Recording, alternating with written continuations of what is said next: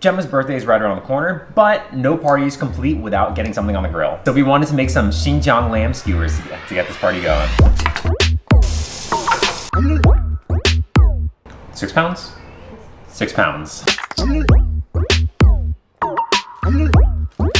Into the fridge to marinate.